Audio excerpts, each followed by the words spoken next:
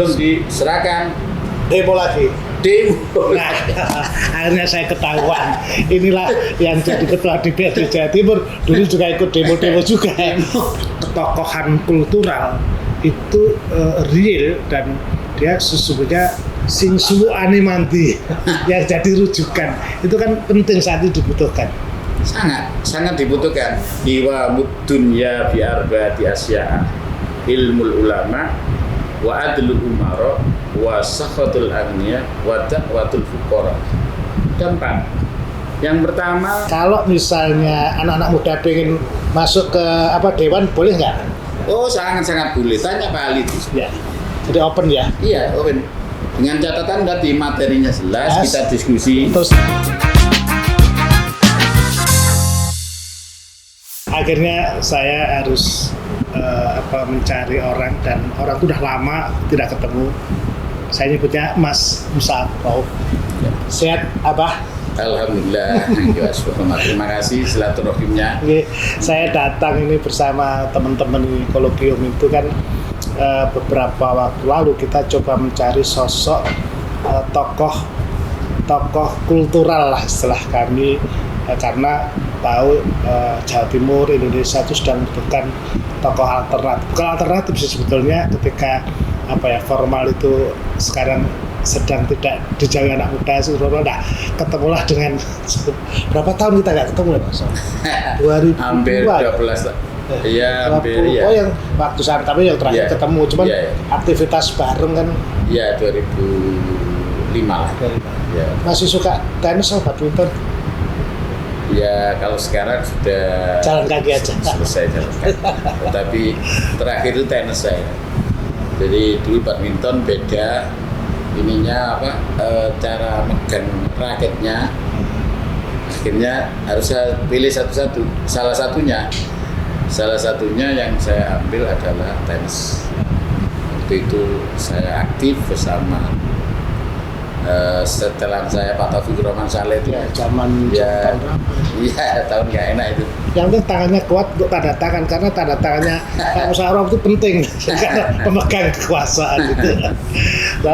Saya ngobrol aja tentang keindonesiaan yang menurut saya kalau dalam bacaan-bacaan kita itu kan mesti Mojopahit dari Jawa Timur itu. Jujur saya agak khawatir terhadap spirit kebangsaan yang dalam hubungannya global, pengaruh digital macam-macam gitu. Tapi sebelum itu kok dulu tiba-tiba masuk dalam ruang politik, itu ceritanya gimana? Iya. Saya ini termasuk generasi baby boomer. Sama lah dengan saya. Iya. Saya kelahiran 60. Saya 64 sama ya. Ini wajahnya Bapak kelihatan lebih muda. Sama aja. Iya, 64. Karakter itu pasti beda dengan anak sekarang kan? Betul. Jadi kalau pada saat itu memang ada semacam naluri saya yang muncul itu karena sejak kecil saya tidak dijadikan ketua kelas, sampai ketua OSIS, sampai ketua organisasi di pondok pesantren itu. Dari kecil udah ada ya nggak tahu pokoknya sering gitu loh. Ditugasi oleh ibu kepala sekolah, ditugasi oleh guru, ditugasi oleh teman-teman, itu saya nggak merasa menjadi beban, tetapi menjadi hobi. Setelah itu tentu akan diikuti ketika sudah selesai SMA. Tapi karena keadaan, jadi ya saya bisa kuliah di swasta sambil bekerja. Siangnya. Jadi sekolahnya kan malam kuliah, siangnya bekerja. Ya, itu yang saya lakukan sampai lulus. Dulu masih BA, setelah itu tak lanjutkan lagi. Sarjana muda ya? Iya, sarjana muda bahasanya. Saya ngalami juga itu akhirnya. Kan sama sampai dia. Akhirnya sampai S1. Nah, setelah saya lulus S1 itu saya kalau ada kegiatan waktu pemilu itu saya sering apa ya, mengikuti apa acara kampanye dan sebagainya. Kemudian dari situ kenal-kenal ya para petinggi partai. Tapi kan di NU kan juga terus Ya, terlibat dari muda.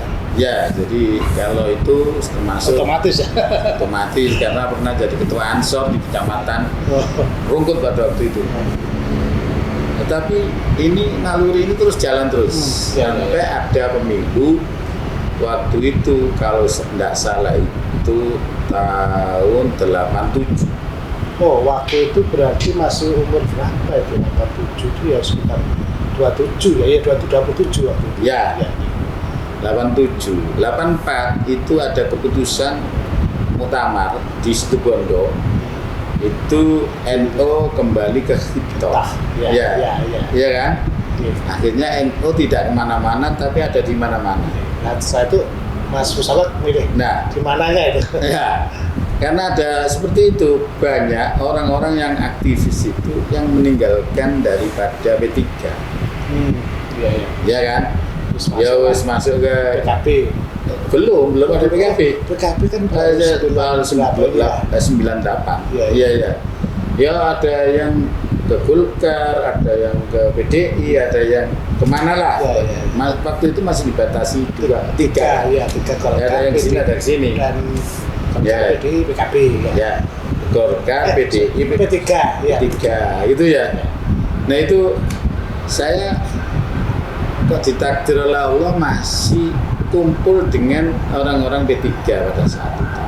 Jadi orang-orang Gembosi, P3 dan sebagainya, saya masih di situ. Iya, tokohnya Pak Sudirman waktu itu. Ya, Andi Sudirman. Andi Sudirman masih kan? Ya. Saya sempat ketemu beliau. Ya, dari situ sudah sampai apa ya saya dijadikan pengurus lah di tingkat kecamatan.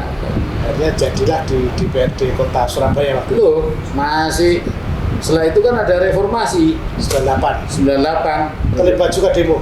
Nah, saya 96 itu sudah mulai ada apa ya, demo-demo terhadap kepala daerah, kaitannya dengan Ya.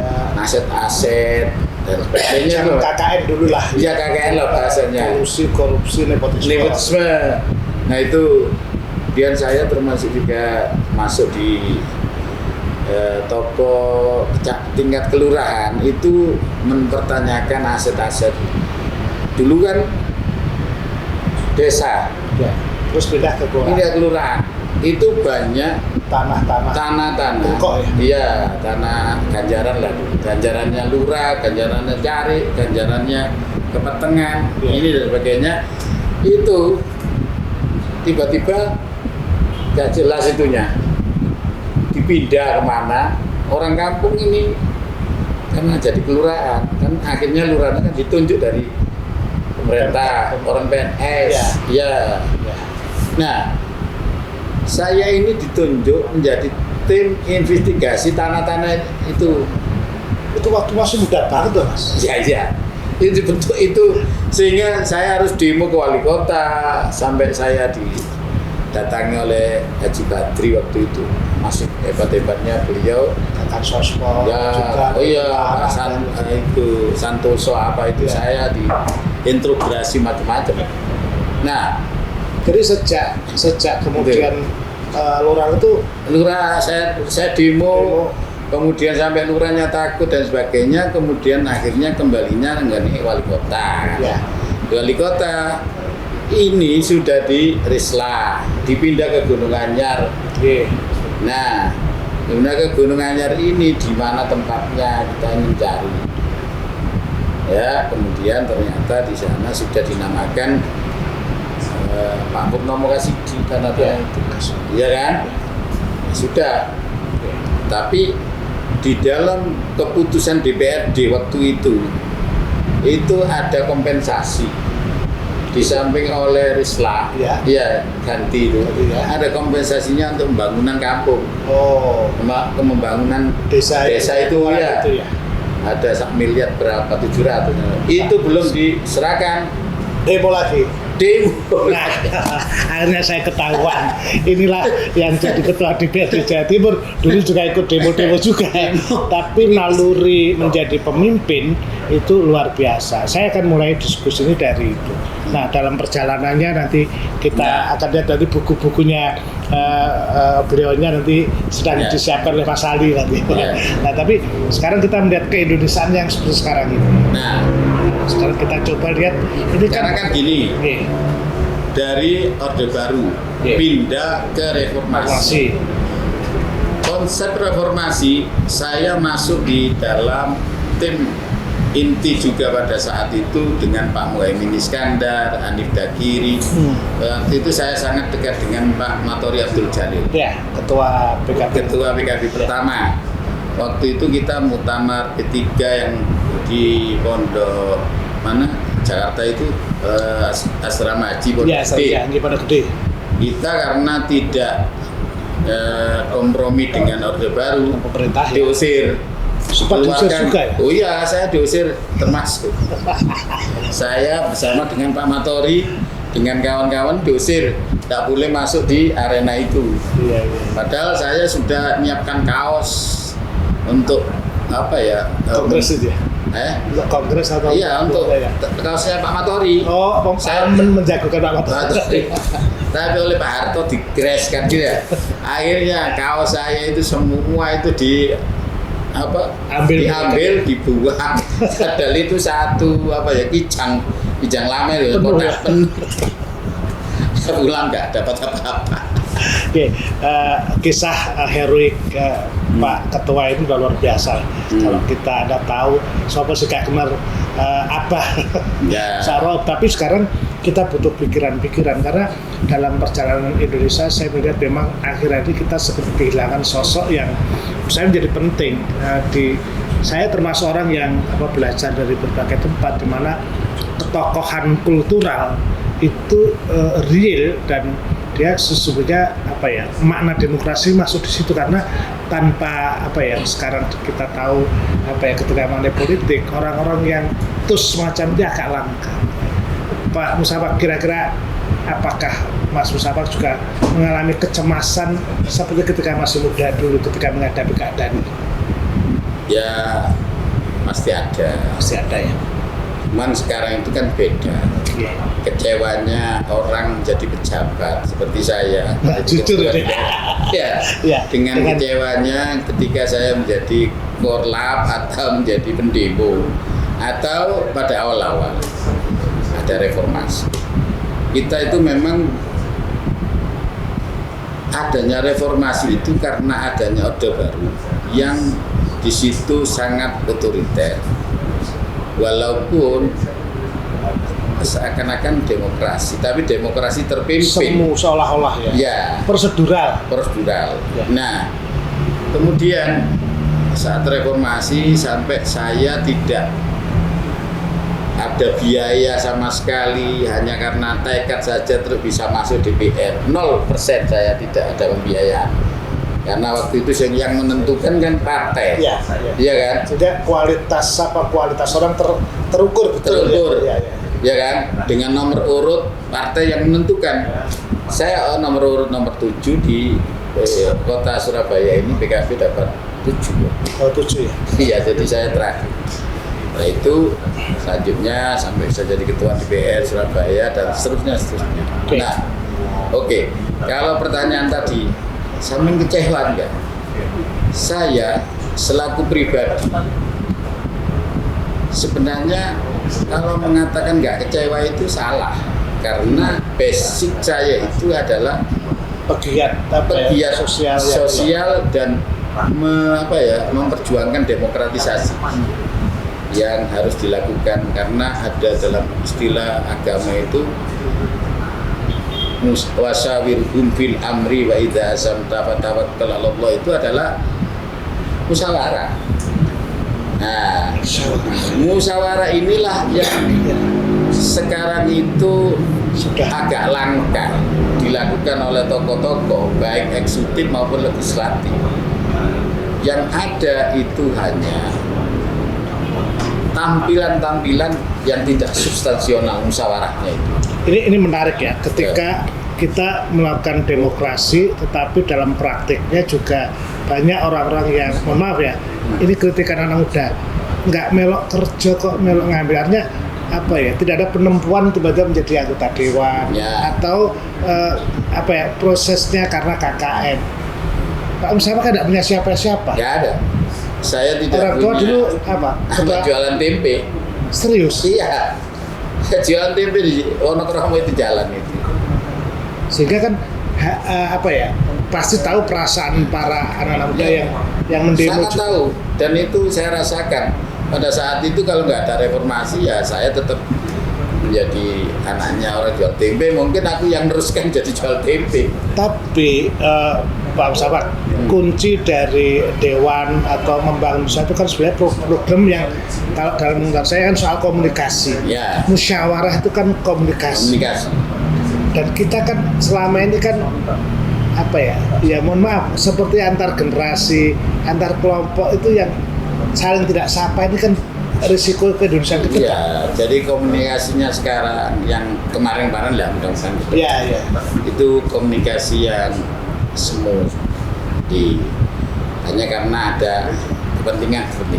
Mau pemilu kita, kalau sudah pemilunya selesai kita nggak pernah mikir. Tapi kan apa kan tiap hari sih tetap pengajian, mau coba sih dari kampung ke kampung. Nah, pada posisi ini kan kita sedang butuh anak-anak muda, kira-kira apa yang dilakukan? Jadi pelajarannya adalah bahwa seorang Musafak Rauf untuk mencapai ketua DPRD Jawa Timur bukan tanpa keringat. Jadi penempuannya sampai di jungkel-jungkel nonton kaos. Saya masuk Koren pernah, saya masuk Koramil pernah, saya diajar sama tentara juga pernah. Tapi bukan itu. Tapi maksud saya bahwa tidak begitu saja tiba-tiba duduk di tempat ini, dan ini pelajaran bagi anak-anak muda. Kalau dalam konteks komunikasi, kira-kira DPRD Jawa Timur kan sekarang lebih ramah itu ya. Saya dengar apa ya, dengan masyarakat sekitarnya sekarang udah akrab, ada menyapa, tidak menjadi gedung yang angker dan sebagainya. Nah sebenarnya DPRD atau rumah, saya nyebutnya rumah rakyat, ini idealnya seperti apa Pak Musafak? Ya, idealnya itu sepanjang aspirasi itu datang ke dewan itu tidak disalahgunakan, saya kira welcome. 24 jam. Tanya Pak Ali itu sebagai sekwan. Di sini itu siapa saja boleh masuk. Ini dengan catatan ada yaitu materi yang disampaikan itu jelas daripada kita. Contoh ya, adik-adik nuntut masalah rencana perubahan KUHP dan KUHP ya. Itu kan nasional kan? Ya nasional, tetapi dia kan tetap karena itu adik-adik kita. Tetap ya kita temui, kita teruskan ke sana. Ada proses itu. Ada proses. Nah kalau itu kemudian kita jauhi, mereka akhirnya cari-cari. Esensi keterwakilan itu ya demikian itu ya. Ya ini diajak ngomong itulah konsep musyawarah. Sehingga orang Jawa, orang Indonesia itu berapa suku dan berapa bangsa di Indonesia itu terus bisa menyatu itu karena konsep musyawarah itu. Dulu kiai-kiai itu yang sebelum ada transportasi yang sangat cepat, canggih dan sebagainya, mereka ini mengorbankan berhari-hari datang ke tempat kiai yang lain, tokoh yang lain. Sekarang ini bertemunya kiai-kiai itu banyak karena ada kepentingan, misalkan mau pemilu, jadi bukan bicara tentang kerakyatan yang sangat substansinya adalah tapi ada karena punya kepentingan saat pemilu itu. Ya pemilu sekarang ini. Saya melihat Pak Faruk nyadari betul itu. Sangat sadari. Saya lihat itu kiai tidak pernah kumpul sekarang. Yang kumpul itu muktamar sekali, didatangi, kemudian mereka setelah itu Baksun Masail juga sekarang sudah mulai berkurang. Lailatul Itimah kayak di internal kita ya. Mungkin di komunitas. Ya, saya kira tempat lain juga. Artinya tadi kan saya awal mengatakan bahwa tokoh-tokoh Jawa Timur itu kan mulai apa ya?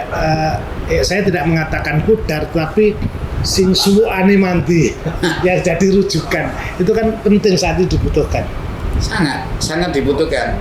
Jadi pertemuannya itu tidak pertemuan yang apa ya Formal, acara ya. Iya, tetapi memang pertemuan Dari hati ke hati. Ini yang dibutuhkan, uswatun hasanah, dan doanya orang-orang yang memang betul-betul dia mempunyai kapasitas. Jadi kalau dalam ilmu hadis itu ada sebuah hadis yang mengatakan iwa dunya bi arba'ati asya, ilmul ulama wa adlul umara wa sakhatul agniya wa da'watul fuqara. Dampak yang pertama, dunia ini akan tegak kalau gegeran ulama ini ilmunya yang Ilmunya. ya. Yang kedua, adlul umara, adile para pemimpin gak usah tuwe, gak usah itu, kamu berlaku adil aja sudah, itu adalah Kamu mau menyapa saja menyapa. Ya. Kemudian wasokatul agniya, sing suge-suge ku sing lomang. Bisnis. Kamu tidak akan bisa hidup tanpa orang yang tidak punya. Ya. Kamu akan bisa hidup, bisa usahamu itu maju kalau ada orang-orang kecil yang Yang apa? karena itu harus yang keempat, wada'watul fuqara. Orang-orang miskin itu dongo, gak demo. Itu nanti akan Demo kan dongo juga kan.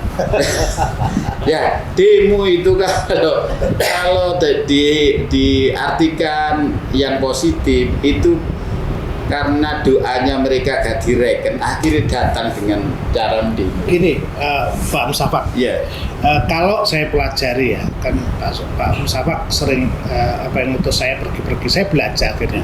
Kalau di beberapa negara maju, demonstrasi itu kan bentuk komunikasi. Jadi kalau komunikasi itu ada orang yang menyampaikan, jadi didaftar dulu resmi. ya, Nah, terus kemudian ada pesan yang jelas. Yang ketiga kemudian ada media yang jelas. betul. Kan media itu juga harus di jalan kan. Ya, Terus kemudian ada yang nerima juga ya. Nah kalau di sana kan infrastruktur jelas. Jadi polisi itu tugasnya mengawal, mencatat. Jadi ketika pendemo jalan itu dikawal polisi. Nah sekarang setelah ketemu, jadi jangan dong aparat kemudian nutup ini. Tapi problemnya saya selalu ditanyakan oleh Pak, kalau yang bawa bom yang macam-macam waktu demo, nah itu bukan pendemo itu, dia perusuh gitu. Nah, bisa nggak Jawa Timur dipola seperti itu? ya bisa sebenarnya. Harus Apa sih bisa. yang nggak bisa? Ya. Sangat bisa. Asal ya apa yang disampaikan itu adalah Ya. yang betul-betul Buatnya tadi apa pesannya jelas. ya kan. Yang kedua, kita pejabat negara, baik penyelenggara, eksekutif, legislatif, yudikatif, mari kita tekan seminimal mungkin, jangan menyakiti hati rakyat. Fungsikan diri masing-masing.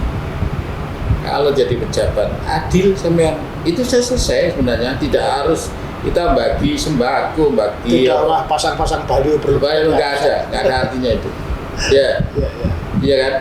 Ulama-ulama itu kalau beri fatwa itu jangan tendensius, ya kan.